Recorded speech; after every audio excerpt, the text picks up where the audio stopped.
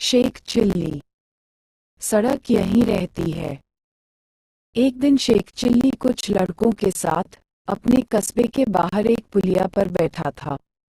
तभी एक सज्जन शहर से आए और लड़कों से पूछने लगे, क्यों भाई, शेख साहब के घर को कौन सी सड़क गई है? शेख चिल्ली के पिता को सब शेख साहब कहते थे।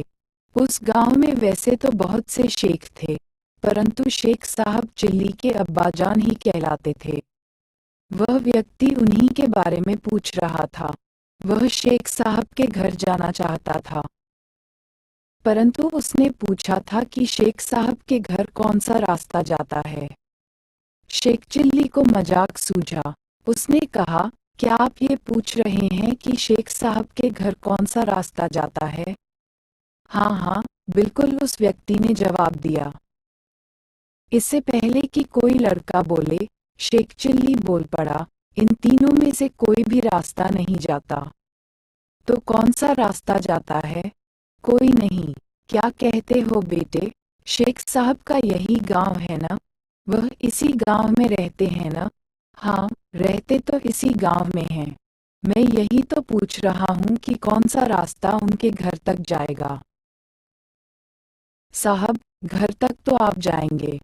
शेख चिल्ली ने उत्तर दिया, ये सड़क और रास्ते यहीं रहते हैं और यहीं पड़े रहेंगे। ये कहीं नहीं जाते। ये बेचारे तो चल ही नहीं सकते। इसीलिए मैंने कहा था कि ये रास्ते, ये सड़कें कहीं नहीं जाती, यहीं पर रहती हैं।